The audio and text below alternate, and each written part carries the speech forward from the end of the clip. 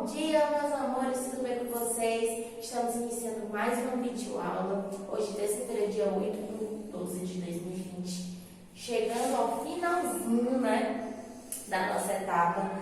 Gente, e hoje eu vim trazer para vocês uma revisão, e hoje nossa revisão vai ser de matemática, tá bom? Então, assim, peguem já o livro de matemática para iniciarmos essa revisão.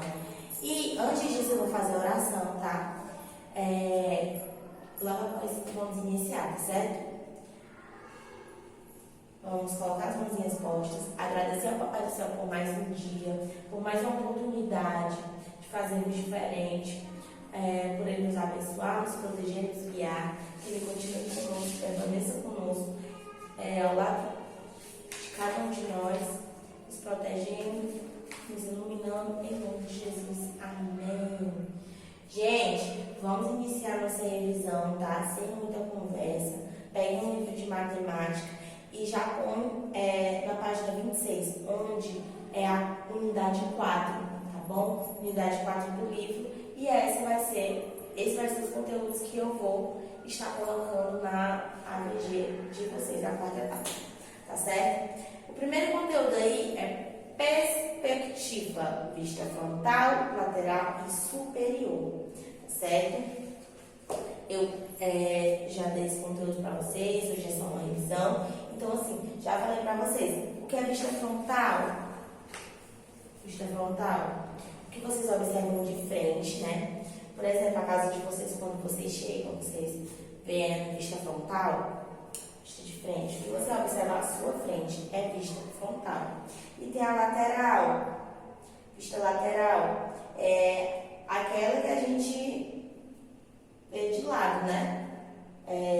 A pessoa que chegar agora está me vendo de quê? De lado, na vista lateral. E a vista superior, aquela perspectiva que olhamos de cima. Por exemplo, tem uma bola lá embaixo que está vendo a vista superior. Como eu havia dito para vocês, quando a gente coloca uma coisa no chão, a gente tem uma vista superior, certo?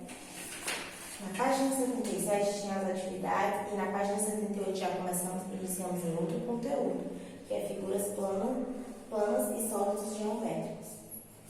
Deixa eu só fazer um exemplo para vocês da perspectiva da vista frontal, lateral, certo?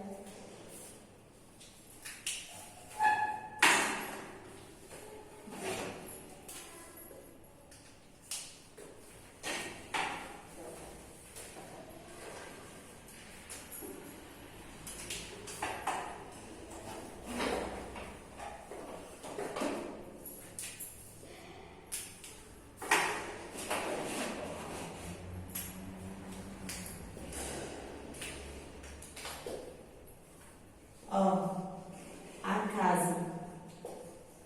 Nesse desenho, eu tô tendo a vista dela o quê? Lateral, frontal, superior. Tendo a vista frontal dela, tá certo?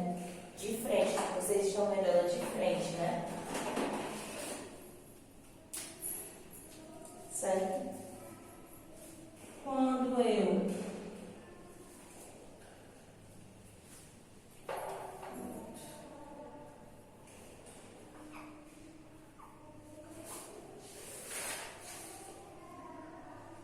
que vista eu estou tendo?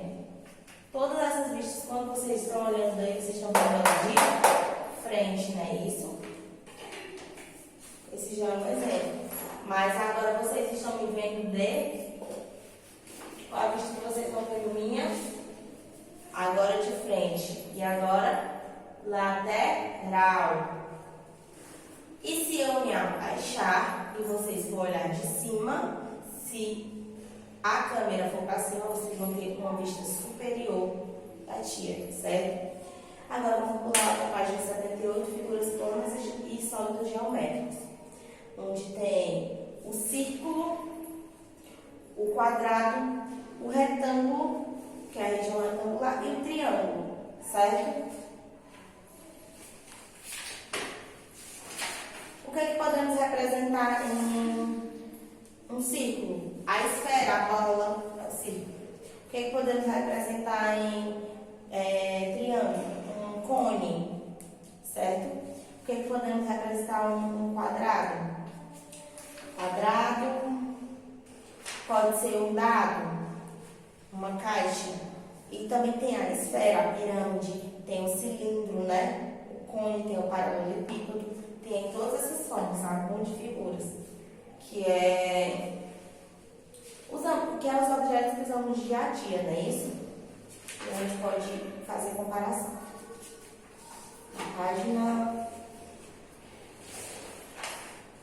Na página 82, temos a divisão de números naturais. Divisão é a operação que nos permite repartir igualmente uma quantidade, formar grupos ou saber quantos elementos cabem em um grupo. Vamos analisar os exemplos a seguir para ver como a divisão é fácil. Temos os símbolos de divisão, né? Que a última etapa agora foi estudado isso, que eu pedi para vocês sempre estudarem, tá certo? E repartir é o mesmo que dividir, certo? Temos aí dois exemplos. Temos 6 pipocas para repartir igualmente entre 2 crianças. Quantas pipocas cada criança receberá? 6 é dividido por 2. 6 dividido por 2 é igual, eu tenho 6 dedinhos. Vou dividir os 6 para 2 crianças. 1, 2, 3, uma criança.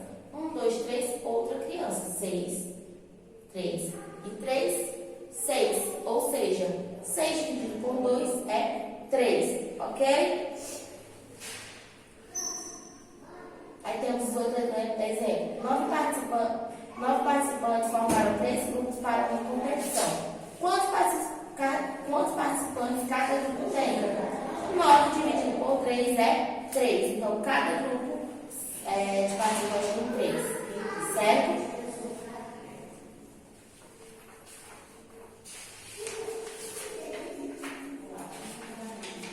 Logo após, temos a medida de tempo.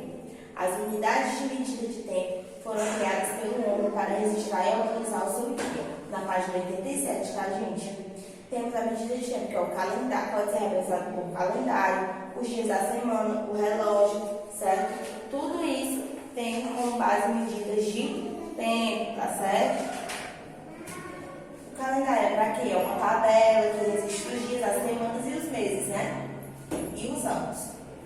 Um ano contém quantos dias, gente? 365 dias.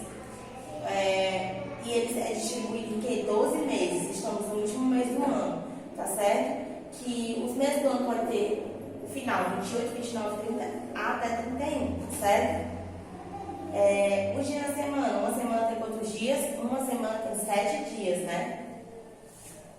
Relógio. O relógio ele permite a hora, né? Mostra a hora, os minutos e segundos. O ponteiro menor marca as horas. O ponteiro maior marca os minutos. E o ponteiro menor, que é o mais fino, os segundos. Um dia tem 24 horas, tá certo? Uma hora tem 60 minutos e um minuto tem 60 segundos.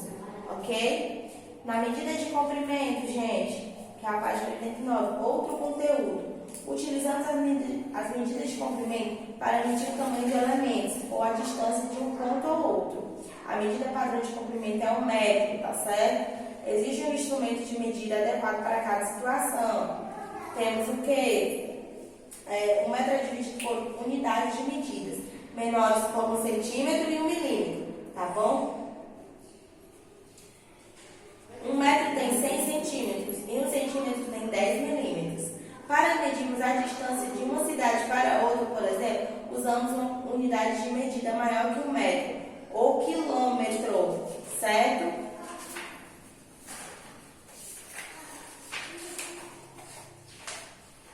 Já saímos de medidas de comprimento, tá certo? E já vamos passar para a medida de massa. Página 92. Usamos o quilograma, que é o quilo, né? KG, conhecido como quilo, para medir a quantidade de massa, peso e objetos, pessoas e animais. O quilograma pode ser dividido em gramas. 1 quilo possui 1000 gramas. O instrumento utilizado para medirmos a massa de um objeto é a balança. Tem vários tipos de balança, tá certo?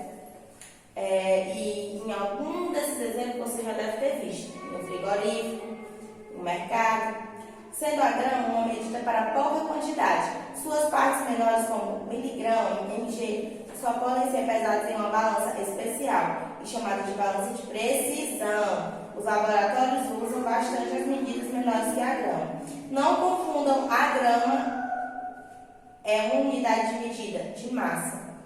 O grama. A grama é um vegetal usado na forração de jardim. Você já ouviu falar de algumas dessas coisas muito pesadas que são medidas por tonelada?